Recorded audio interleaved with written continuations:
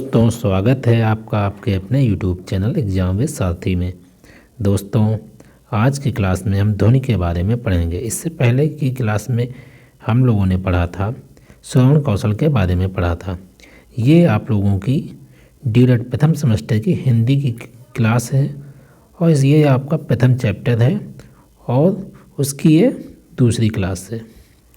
तो चलिए आज की क्लास में हम ध्वनि के बारे में जानते हैं। उससे पहले आप सभी लोगों को नवरात्र की हार्दिक शुभकामनाएं। तो चलिए अब देखते हैं ध्वनि के बारे में। मनुष्य के जो भाव और विचार तथा अनुभवों का आदान प्रदान जो है, जो मानव हैं, इनके जो एक मिनट इसको थोड़ा सा हम छोटा कर लें, क्योंकि ये काफ़ी बड़ा है। पेंसिल को थोड़ा सा छोटा कर लेंगे। तो मनुष्य के भावों, विचारों तथा अनुभवों के आदान प्रदान करने का माध्यम क्या है? भाषा। जो हमारे जो मन के जो विचार हैं या हम आप लोगों को जो चीज़ समझा रहे हैं, ये हम आदान प्रदान किस माध्यम से कर रहे हैं? एक भाषा के माध्यम से कहीं तो कर रहे हैं। और भाषा की सबसे छोटी इकाई जो ध्वनि है, जो हमारे मुख से ये जो आवाज़ निकल रही है, ये क्या है? ये ध्वनि है। ध्वनि के बिना भाषा संभव ही नहीं थी। अगर मुख से बोलने पे कोई ध्वनि नहीं निकलती तो आप लोगों को श्रवण मतलब या कुछ सुनाई नहीं देता, और सुनाई नहीं देता तो आप लोग एक दूसरे की भाषा कैसे समझते? इसीलिए कहा गया है मनुष्य के भावों तथा अनुभवों का आदान प्रदान जो है भाषा है। अब भाषा की सबसे छोटी इकाई कौन सी है? भाषा की सबसे छोटी इकाई ध्वनि है। भाषा की सबसे छोटी इकाई ध्वनि है, जिसके टुकड़े नहीं किए जा सकते। ध्वनि के टुकड़े नहीं किए जा सकते। ध्वनि के बिना भाषा की कल्पना करना सर्वथा असंभव। ध्वनि के बिना भाषा की कल्पना करना असंभव ही है।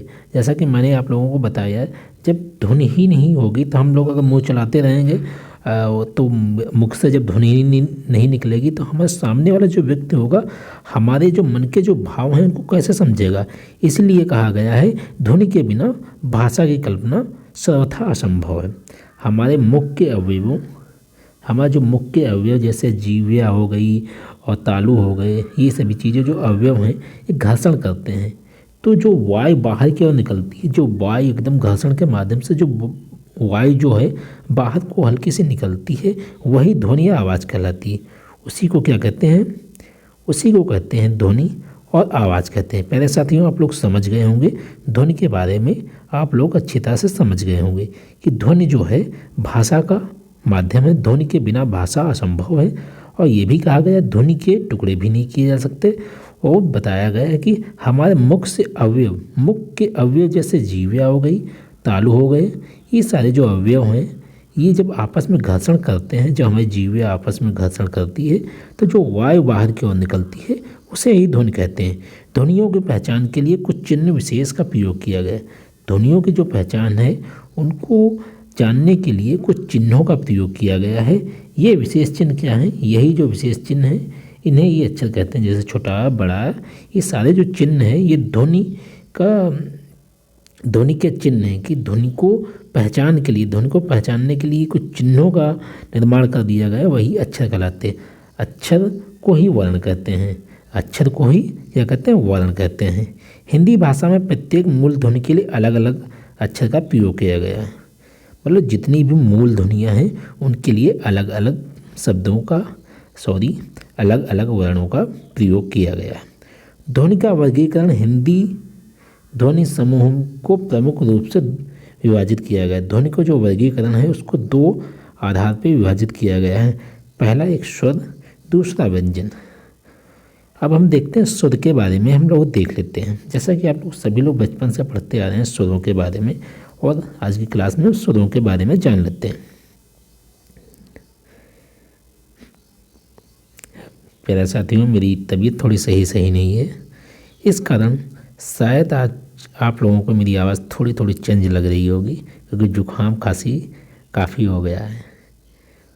क्योंकि अभी मैं नीम करौली बाबा के दर्शन करने गया था, तो वहाँ का जो वातावरण था यहाँ के वातावरण से काफ़ी चेंज था। और जैसे पानी, जैसे हम अपने अब जैसे पानी यहाँ का जैसे अपने डिस्ट्रिक्ट का पी रहे हैं और फिर 2-3 डिस्ट्रिक्ट का पिए पानी, तो वो जो पानी पीने से जुकाम वुकाम हो गया। अब चलिए हम देखते हैं स्वर के बारे में देखते हैं। स्वर वे वर्ण हैं, स्वर वे वर्ण हैं जो स्वतंत्र रूप से बिना किसी वर्ण की सहायता से बोले जाते हैं। स्वर जो हैं बिना किसी वर्ण की सहायता से बोले जाते हैं, स्वतंत्र रूप से बोले जाते हैं। इनकी जो संख्या है वो कितनी है? इनकी संख्या 11 है। पूछा जा सकता है आप लोगों से वर्ण कितने प्रकार के, स्वर कितने प्रकार के होते हैं, तो आप लोग वहाँ सिंपल से लिख देंगे 11 प्रकार के होते हैं। प्रकृति के आधार पर स्वर 2 प्रकार के होते हैं। स्वरों का वर्गीकरण किया गया है। सबसे पहले हम देखते हैं प्रकृति के आधार पर स्वर कितने प्रकार के होते हैं। प्रकृति के आधार पर सबसे पहले इनका वर्गीकरण किया गया है। तो सब मूल स्वर होते हैं और संयुक्त स्वर होते हैं। मूल स्वर किसे कहते हैं ये देख लेते हैं, और संयुक्त स्वर किसे कहते हैं ये भी देख लेते हैं। मूल स्वर वे वर्ण हैं जिनका उच्चारण एक श्वास में एक ही स्थान से होता है। एक श्वास में एक ही स्थान से होता है, जैसे आ, ई, उ, ऋ। और संयुक्त स्वर वे होते हैं जिनके उच्चारण में प्रयत्न करना पड़ता है, इनके उच्चारण में प्रयत्न करना पड़ता है, किंतु स्थान 2 होते हैं और संधि द्वारा निष्पन्न होते हैं, इसलिए इन्हें संधि स्वर भी कहते हैं।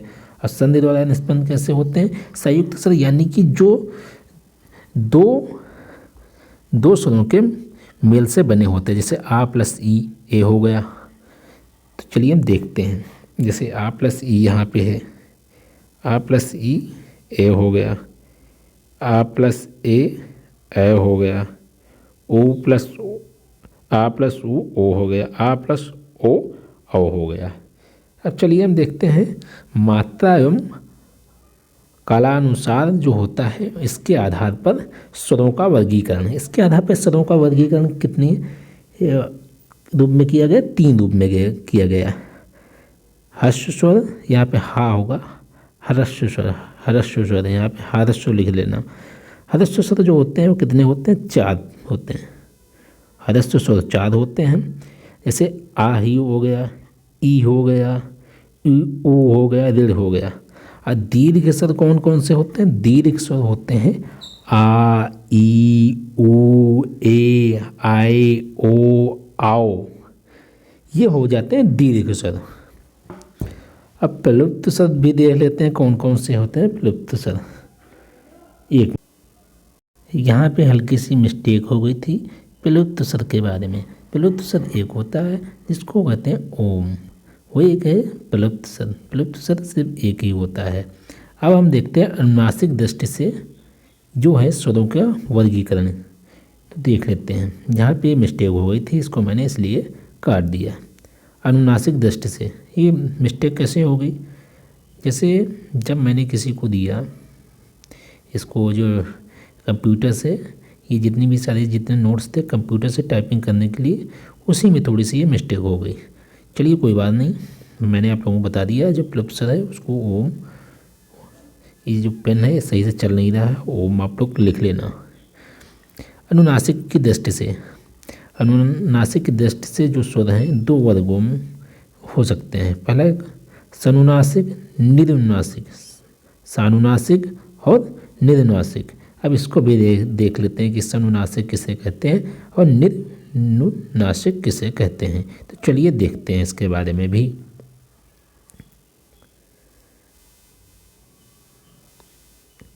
सानुनासिक, सानुनासिक जिन स्वरों के उच्चारण में जिन स्वरों के उच्चारण में नासिका की सहायता ली जाती है उसे क्या कहते हैं? सानुनासिक या फिर नासिक स्वर भी कहलाते हैं। जैसे कि अंग, आ, इ, ओ, बड़ों उ, ओ, ए, आ, आओ, सब में क्या है? सब में जो है नासिका का प्रयोग करके हम लोग इसका उच्चारण कर रहे हैं, इसीलिए इसे कहा जाता है सानुनासिक कहा जाता है। अब हम देख लेते हैं निरनुनासिक किसे कहते हैं। जिन स्वरों के उच्चारण नासिका की सहायता के बिना किए जाते हैं वे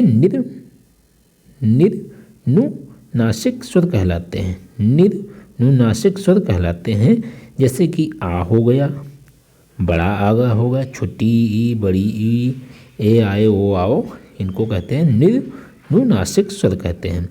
और सानुनासिक स्वर किसे कहते हैं? इसमें जब उच्चारण करते हैं तो हमें नासिका का प्रयोग होता है, जैसे आ, ई, ऊ, ये सब सारे हो गए सानुनासिक हो गए। अब चलिए हम देख लेते हैं जिह्वा के भाग के आधार पर, जिह्वा के जो भाग हैं इनके आधार पर स्वरों का वर्गीकरण, जैसे अग्र स्वर हो गया और मध्य स्वर हो गया, इसके आधार पर हम देख लेते हैं। ये सब हम लोग ये भी आपने यहाँ पे देख लिया नासिका, और ये सब यहाँ पे मैंने एक चित्र आप लोगों को दिखा दिया है, ये देख लिए।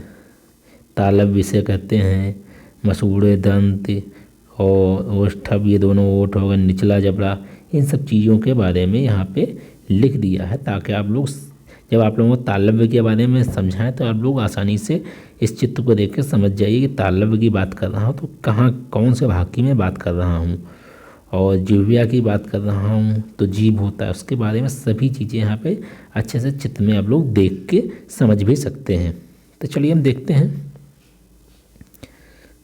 हैं कि जिह्वा के आधार पे कुछ स्वरों का उच्चारण करते समय जिह्वा का अग्रभाग ऊपर उठ जाता है। कुछ जो स्वर हैं उनका उच्चारण करते समय जो जिह्वा का जो अग्रभाग है वो ऊपर उठ जाता है। कुछ उच्चारण में मध्य भाग तथा कुछ उच्चारण में पश्च भाग उठता है। इस आधार पर स्वरों का निम्नलिखित वर्गीकरण किया गया है। नंबर 1, अग्रस्वर। अग्रस्वर में मतलब जो होता है जीभ का अगला भाग उठता है, जैसे ई, बोल के देखिए, खुद आप बोल के देखिए, ई, ए, ऐ, ई, ए, देखिए अग्र भाग उठ रहा है कि नहीं।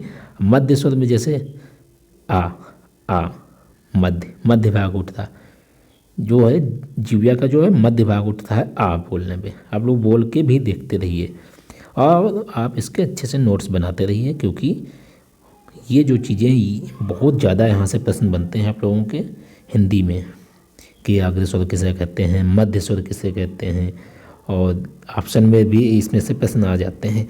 अब पश्च स्वर मतलब पीछे का, देखो बोलिए आ, तो पीछे का भाग उठता है, महसूस हो रहा होगा, महसूस का अपने आप थोड़ा ध्यान दीजिए, फोकस कीजिए अपने आप के, जब आप बोल रहे हैं पूरा ध्यान दीजिए।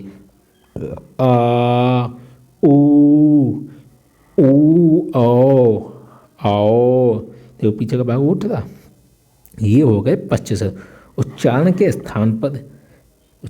स्थान के आधार पर स्वरों का वर्गीकरण कुछ निम्नलिखित प्रकार से किया गया है, जैसे कि कंठ हो गया, तालु हो गया, मूर्धा हो गया, ओष्ठ हो गया, और ये कंठ तालु हो गया, कंठोस्थ हो गया। ये सब सारी चीज़ें देख ले। कंठ मतलब देखिए आ, देखिए कंठ का प्रयोग कर रहे हैं बोलने में। तालु जैसे होगा, तालु में देखिए आप लोग, तालव्य भी ये होता है, तालव्य ऊपर का जो भाग होता है तालव्य कहते हैं। ई, देखो तालु। मूर्धा हो गया, अब मूर्धा में देख लेते हैं, जैसे वीर, मूर्धा का प्रयोग यहाँ पे हुआ। ओष्ठ जैसे होता ऊ, देखो दोनों ओष्ठ आपस में जुड़ गए, ऊ, ओठ का प्रयोग हुआ। बड़ा जैसे बड़ा ऊ को बोलते हैं ऊ। अब कंठ ताल, इसमें कंठ और ताल दोनों का प्रयोग होता है, जैसे ए, आए, कंठ और ओष्ठ दोनों का, कंठ ओष्ठ मतलब कंठ और ओष्ठ जब दोनों का प्रयोग होता है, जैसे देखिए ओ, कंठ का प्रयोग और ओठों का भी प्रयोग हुआ, आओ, कंठ का भी प्रयोग हुआ और ओठ का भी प्रयोग हुआ। तब आप लोग समझ गए होंगे ये चीज़। अब चलिए हम देखते हैं, अब हम लोग देखते हैं जिह्वा के अभ्यंतर प्रयत्नानुसार। चलिए इसको भी देख लेते हैं। स्वरों का उच्चारण करते समय जिह्वा मुख के भीतर जो प्रयत्न होता है उसे संघर्ष। जब जीविया का जो होता है, हमारे जो जीव है उसका जो भीतरी भीतर जो संघर्ष होता है उसे कहते हैं अभ्यंतर प्रयत्न कहते हैं। उससे क्या कहते हैं? अभ्यंतर प्रयत्न कहते हैं। इस आधार पर स्वरों का वर्गीकरण किया गया है, तो उसको भी देख लेते हैं। विवर्त, जिन वर्णों का उच्चारण करते समय मुख पूर्ण रूप से खुला रहता है उसे विवर्त कहते हैं। ऐसे आ, देखिए इसमें मुंह जो है पूर्ण रूप से खुला हुआ है। आ दोनों में देखो मुंह पूरा खुला हुआ है, तो इसे कहते हैं विवर्त। आधविवर्त मतलब होता है विवर्त वे स्वर जिनका उच्चारण करते समय मुख द्वार आधा खुला रहता है, वे आधविवर्त कहलाते। जैसे ए औ देखो आधा मुख खुला रहता है। संवृत किसे कहते हैं उसको भी देख लेते हैं। संवृत या विवृत का विपरीत है। विवृत जो है उसका विपरीत है। विवृत में क्या था? हमारा जो मुख है वो पूर्ण रूप से खुला रहता था, लेकिन संवृत में ऐसा नहीं होता है। अतः इसमें जो मुख होता बंद रहता है, परंतु ऐसा बंद नहीं रहता कि उच्चारण ही ना हो। ऐसा नहीं बंद रहता है कि उच्चारण ना हो, मतलब हल्का सा, बहुत हल्का सा खुला रहता है। जैसे बोल के देखिए, ई ऊ